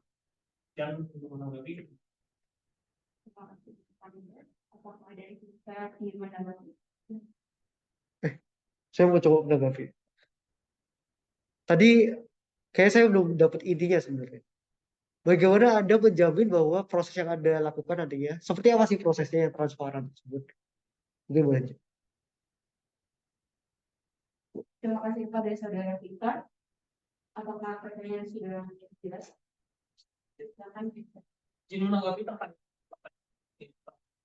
di mana pada saat pengeluaran hitungan suara nanti akan dilakukan quick count dan penonton di mana akan disebarkan melalui media platform seperti Instagram dan juga YouTube. Di mana melalui media platform tersebut orang mahasiswa atau orang yang melakukan voting dapat mengetahui bagaimana progres dari pemilihan umum ini, bagaimana perhitungan setelah terjadi dan bagaimana perhitungan akhirnya nanti. Dan karena pemilihan umum ini berjalan melalui website, di mana kami tidak dapat melalui intervensi, di mana pada saat nantinya akan digunakan bintang dari utama dan masing-masing. Oleh karena itu, dapat dilakukan lebih efisien dan lebih efektif lagi dibandingkan melalui perhitungan offline. Oleh karena itu, pada quick count kami akan mempublikasikannya dan pada final count kita juga akan mempublikasikannya ulang. Sekian jawaban dari saya. Apakah ada tanggapan dari saudara? Ya, tanggapan terakhir saya adalah mungkin bisa dibaca kembali peraturan SM-nya tentang pemungutan suara. Yang saya harapkan jawabannya itu tentang pengiriman saksi ya, yang tertulis pada pengambilan suara itu dari ada beberapa lembaga yang mengirimkan wakilnya, berapa jumlahnya itu teratur dalam seal juga, termasuk dari KPUF dan KPUPS terkait. Jadi misalnya nanti itu akan melihat membuka hasil quick count dari pihak BP, kemungkinan besar yang diundang adalah wakil-wakil KPUF dan pihak-pihak BP yang menjadi kandidat yang mencalonkan diri. Jadi itu mungkin salah satu jalan memang harus ditempuh karena itu menjamin transparan itu sendiri. Pada saudara atas tanggapannya dari pandangannya sebenarnya dari kebiasaan sendiri dari persiapan sampai kegiatan kalau seperti apa yang ada rumah proyek keluar ada relasi dan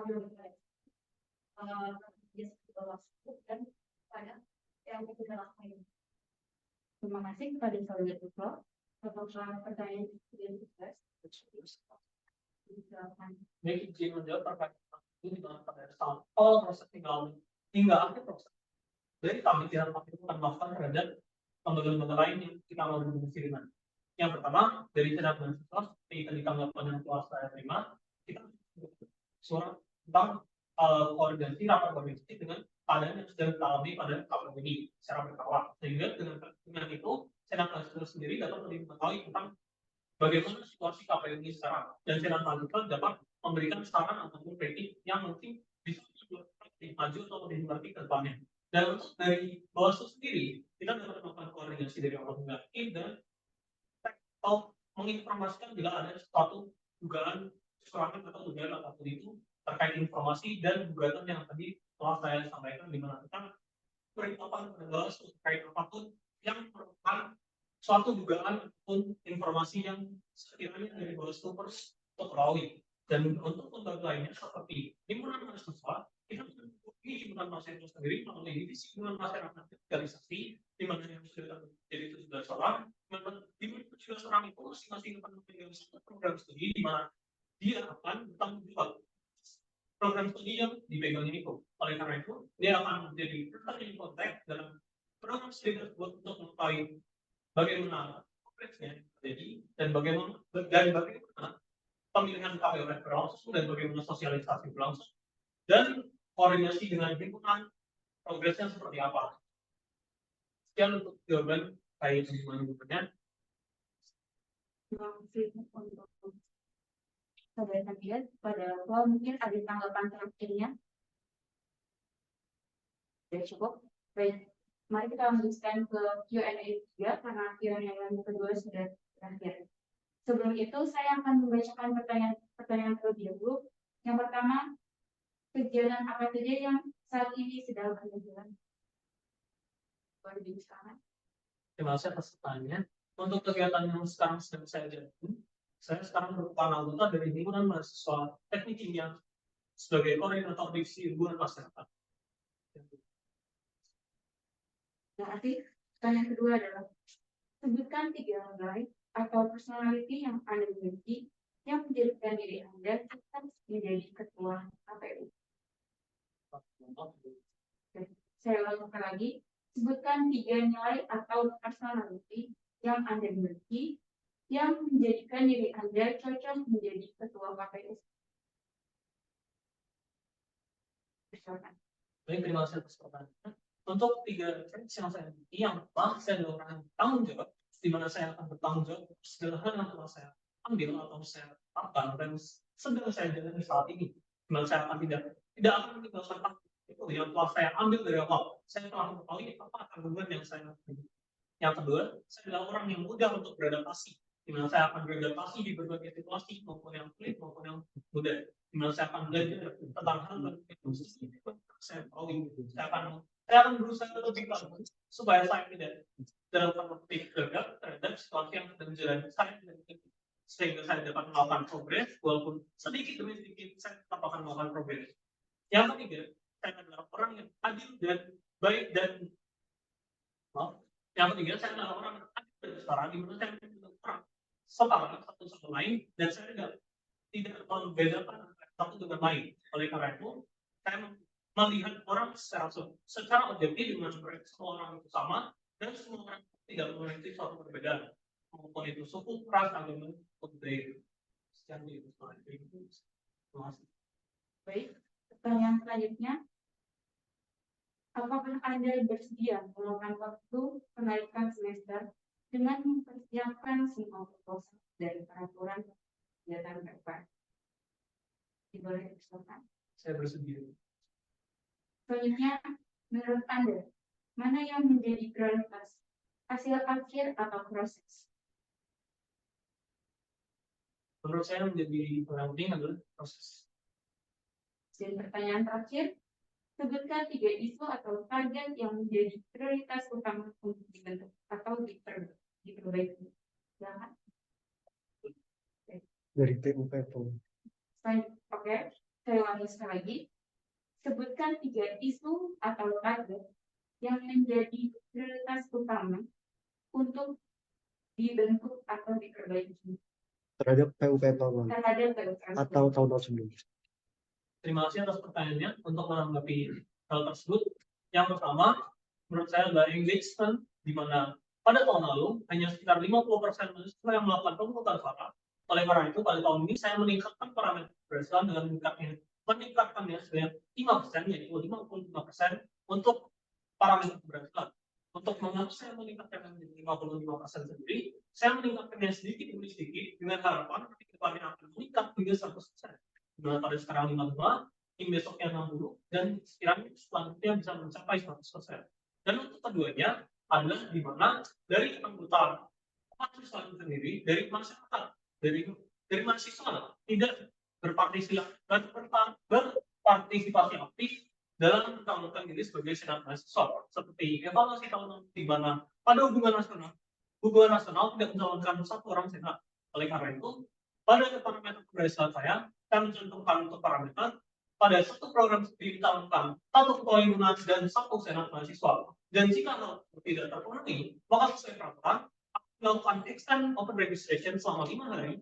Dan jika memang selama 5 hari tersebut belum ada yang mencalonkan, maka saya pribadi akan melakukan kontak langsung dengan himpunan mahasiswa periode ini untuk memastikan apakah dari program studi tersebut tidak ingin mencalonkan senat atau tidak.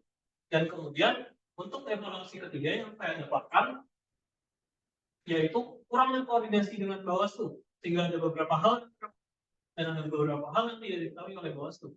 Dari hal tersebut, saya berinisiatif untuk melakukan koordinasi secara langsung dari awal ke akhir, sehingga Bawaslu dapat mengetahui bagaimana progres dari KPU sendiri dan apa saja yang sedang dialami KPU dan mungkin informasi apa yang diperlukan dari Bawaslu untuk kedepannya meningkatkan performa mereka sendiri. Itu dari saya. Dan saya dari panelis. Terima kasih. Silakan.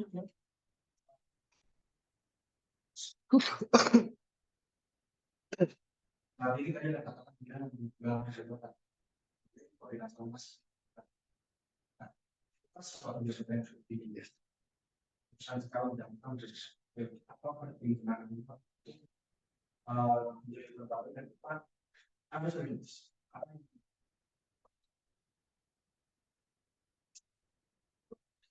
Kenapa pemimpin?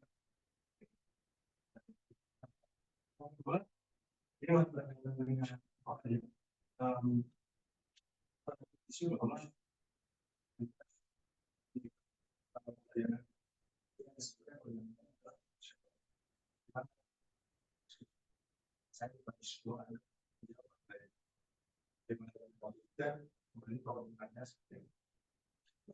Terima kasih untuk pertanyaan. Apakah sesuai dengan Kalau terima kasih atas pertanyaan, saya izin menanggapi untuk pertanyaan yang pertama, di mana memang sekarang saya memegang jabatan sebagai koordinator divisi hubungan masyarakat sebagai himpunan, namun saya juga mencalonkan diri sebagai ketua KPU, di mana saya seorang diri ingin mencari sesuatu yang baru, ingin mengetahui lebih dalam mengenai KPU ini, dikarenakan memang motivasi diri saya sendiri, yang memang sebelumnya saya juga telah berkoordinasi dengan ketua himpunan saya yang pertama rakyat. Saya sungguh tertarik tentang apa yang terjadi ini, mulai dari awal hingga akhirnya di sana menjadi seorang. Nah, oleh karena itu saya pribadi juga tertarik tentang apa yang ingin saya masuki sekarang ini. Dan saya untuk meninggalkan tentang himpunan tersebut, saya perlu berkomunikasi terlebih dahulu dengan ketua himpunan saya. Saya telah memberitahukan hal ini di mana saya ingin mencalonkan diri sebagai ketua KPU dan dia telah mengetahui sebelumnya. Oleh karena itu, meskipun saya mengeluarkan surat demisioner sebagai tanggung saya seorang ketua KPU ini, di mana saya bertanggung jawab terhadap apa yang akan saya ambil, saya tetap berpartisipasi aktif terhadap himpunan saya. Saya tetap menghadiri GP, menghadiri dan menghadiri beberapa evaluasi yang mungkin dapat saya lakukan mengembangkan proses di development. Dan kemudian untuk menanggapi terkait pertanyaan kedua, di mana dapat isu bahwa saya meninggalkan pekerjaan saya, mungkin saya dapat memberikan contoh pada salah satu proker yang mungkin saya terlihat meninggalkan kewajiban, tapi saya sudah menjalankannya, di mana disebut studi pabrik, di mana saya sebagai koordinator divisi acara diberikan satu tugas di mana saya kontak beratusan perusahaan. Di saat itu kita masih berada pada kondisi online, di mana untuk mengunjungi suatu perusahaan merupakan suatu hal yang cukup sulit. Dan pada saat itu saya telah melakukan pengamatan satu diperlukan kegiatan terlebih dahulu. Nah, dan pada saat itu jadi di mana waktu kegiatan sudah cukup dekat. Oleh karena itu, saya memikirkan suatu ide, tapi di mana untuk menanggapi hal tersebut, saya melakukan pengetatan dan kemudian saya minta maaf kepada perusahaan dan melakukan bahwa akan masuk. Jika tidak melakukan hal tersebut, maka perusahaan akan terhambat dan tidak melaksanakan. Dan saya melakukan pengetatan kepada beberapa ratus perusahaan tersebut. Ternyata hanya beberapa yang menanggapi dan setelah menanggapi mereka menghilang maupun menolaknya. Dan saya telah memberitahukan pada saat itu terkait hal ini dan dia menanggapi bahwa dia yang akan berkoordinasi dengan saya dan akhirnya kita mendapatkan di mana memang merupakan hubungan antara dosen tersebut dengan perusahaan ini. Jadi saya sebagai koordinator dan tidak bisa melakukan karena itu memang di luar dari kemampuan saya, sehingga bisa dikatakan saya telah berkoordinasi dengan ketua saya terkait ini dan ketua saya yang langsung turun tangan untuk mengatasi hal ini. Kita untuk menanggapi saudara-saudara. Saudara Panjen, apakah ada tanggapan dari saudara? Jadi karena kan ini bilang jadi prioritas apa yang mau terhubung bukan di pabrik sudah menjadi berapa ratus perusahaan terus kita mau berapa perusahaan yang lebih sebagai bentuk ada yang bisa orang bisa dikondisikan kemudian itu bisa dijawab iya atau tidak apakah isu ini benar atau tidak. Mungkin Jim menambahkan juga sekaligus. Tadi Anda menjawab bentuk tanggung jawab Anda ke himpunan Anda setelah melontarkan surat demisioner ke pihak sana adalah Anda masih cara berpartisipasi aktif bergabung dengan rapat koordinasi dan sebagainya. Padahal kita sendiri tahu bahwa untuk menjadi ketua KPU adalah lembaga yang independen, begitu pula pada ketuanya. Maka ketuanya tidak boleh terlibat dalam segala bentuk organisasi persatuan mahasiswa saat menjabat atau menjalankan tugasnya. Jadi ini kontra malahan. Jadi yang mau Anda lakukan itu sebenarnya ke depannya bagaimana? Baik, terima kasih untuk saudara Anda dan saudara kita. Apakah pertanyaan sudah jelas? Semuanya. Untuk menanggapi terkait pertanyaan pertama, kebetulan dari itu saya mencalonkan diri sebagai KPU, di mana saya tetap berpartisipasi aktif dalam kegiatan-kegiatan yang ada. Hal tersebut saya lakukan di mana menunjukkan bahwa saya tidak lepas tanggung jawab yang saya miliki.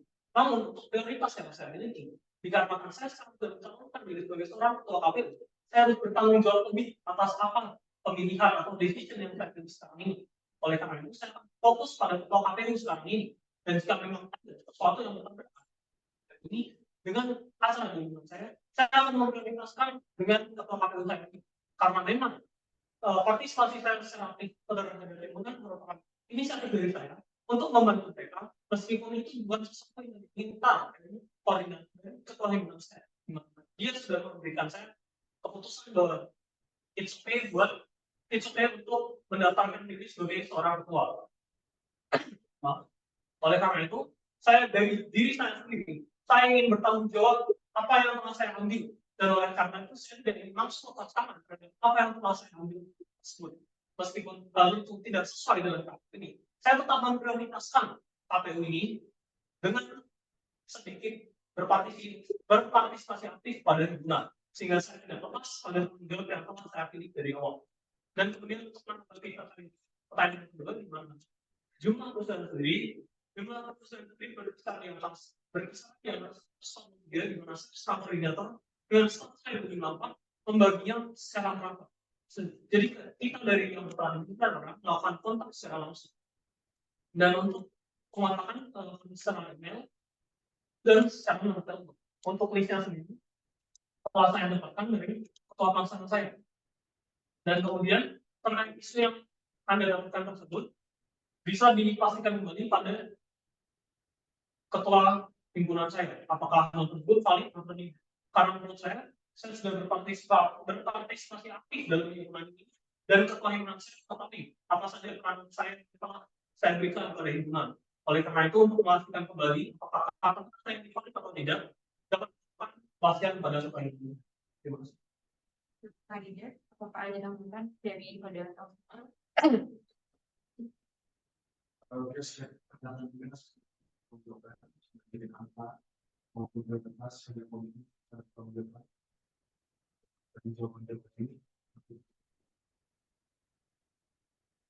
apakah dari analis lainnya ada pertanyaan? Dari koordinator saya, di sini saya lihat buat notifikasi kamu, kalau kamu tuh datang ke jadi ketua KPU ini karena diri itu sudah belajar dan berkembang. Kira-kira skill apa aja yang bermaksudnya dan kira-kira target kalau belajar itu punya target dong. Kalau kita belajar dari kamu tuh targetnya jadi sebuah proses. Kalau kamu sebagai KPU ini kira-kira target kamu tuh apa? Baik, untuk kandidat apakah sudah investasi? Maaf izin menanggapi terkait pertanyaan tersebut, di mana saya masuk di dunia KPU ini memang sebenarnya untuk mendapatkan pengalaman baru, di mana saya sebelumnya hanya fokus di zona nyaman, yaitu di profesi saya, yaitu sebagai lingkungan dan sebagai mahasiswa aktif apa saja. Oleh karena itu, saya sudah memiliki beberapa skill set yang menurut saya dapat berguna di bidang pola ini, di mana menurut saya dunia luar yang jauh dari tempat studi saya. Mengetahui hal tersebut, di mana saya menginginkan tujuan saya mendaftar ini untuk mendapatkan pandangan baru yang selama ini saya menjalankan di dalam zona nyaman saja. Oleh karena itu, saya keluar keluar dari zona nyaman saya untuk mempelajari dan untuk skill set yang sudah saya tidak itu sebenarnya mudah beradaptasi. Saya mudah beradaptasi di situasi apapun di mana saya berpartisipasi aktif sebagai seorang anggota di koordinator di divisi yang berbeda. Namun meskipun divisi yang berbeda itu, saya beradaptasi mengikuti dalam harus dampak. Selain itu, orang yang bertanggung jawab menanggung jawab pelaksanaan ambil kelas. Oleh karena itu, saya akan menanggung jawab hal-hal tersebut sehingga orang-orang akan yakin atas ketaatan saya dan ingat. Sekian dulu dari saya. Terima kasih Farida. Tanggapan dari saudara. Ya, di sini belum dijawab sedikit yang terkait target kamu itu apa? Ini kan jatuhnya itu pusat yang berkaitan sama stres. Kira-kira target itu apa gitu? Apakah sedangkan kamu sudah sebutin apa gitu? Maksudnya apa ya? Apakah kamu punya gambaran tentang sedangkan kamu atau gimana? Bukan di jawabannya. Sama ini jadi ketua KPU juga jadi seorang pemimpin. Kira-kira ide kamu itu seperti apa? Terima kasih pada saya. Nah, apa katanya saya? Di menanggapi terkait itu di mana apa tujuan saya dan apa masa depan saya ingin menanggapi dan di mana dari zona saya itu ya dan saya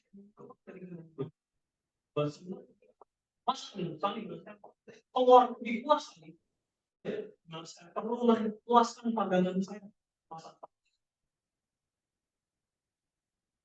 komunikasi dengan orang jurusan bagaimana cara orang itu berarti bagaimana cara mengatasi masalah seperti itu belum pernah saya dengar sebelumnya dan kemudian untuk menanggapi terkait pertanyaan kedua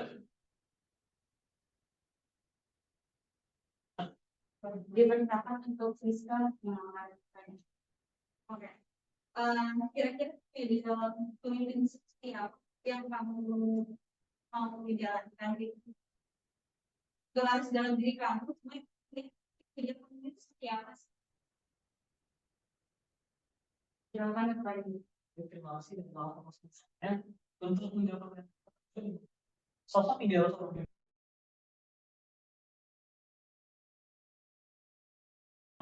yang dapat mencontoh di mana dia dapat menjadikan suatu orang dengan diri saya sendiri. Saya akan memimpikan untuk menjadi seperti diri dia. Saya akan berlaku dan saya juga ini menginginkan sosok ideal seorang pemimpin yang inovatif yang dapat berkembang dari berbagai macam situasi yang sulit maupun situasi yang mudah, mana dia dapat beradaptasi dan berevolusi dari bermacam-macam ancaman atau macam-macam kesusahan yang dialami dia. Jadi dia dapat berkembang secara banyak dan sehingga dia tidak stuck di titik yang sama terus, melainkan dia terus meningkat dan berkembang. Terima kasih untuk saudara kamu. Pak ada tanggapan lain dari saudara? Untuk panel-panelnya mungkin ada yang baik kepada kalian. Ya, dalam pemerintahan di pramuka nanti ada konflik dengan bagaimana sekarang lebih konflik. Terima kasih kepada saudari Rizka. Sudah cukup jelas.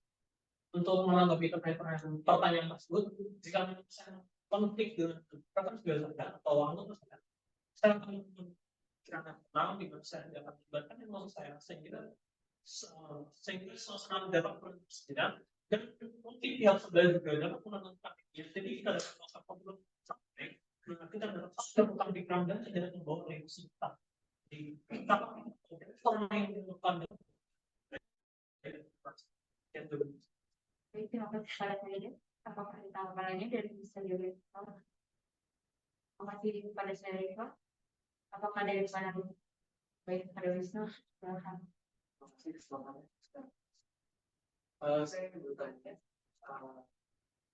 menurut Anda apa manfaat yang dibuat kepada diri Anda sendiri, dua orang lain mungkin kondisinya terletak kami pas ada di KPU dan anggota kerja sebagai kepanitiaan dalam KPU, dan yang kedua untuk komunikasi manfaat yang akan dimulai.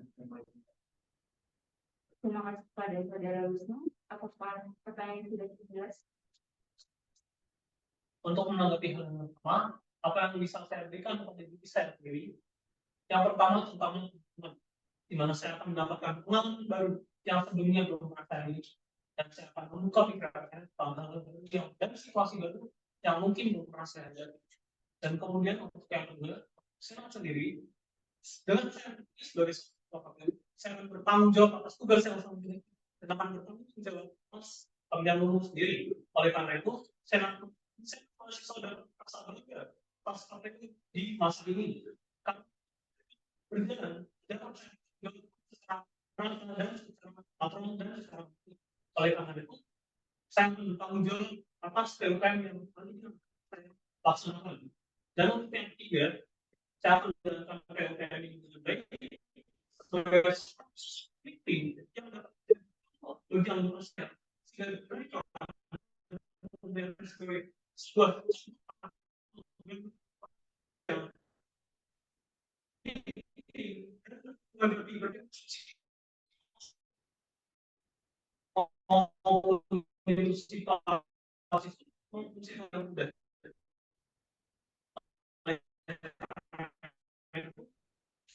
Baik, yang pada lanjut. Kalau saya gimana?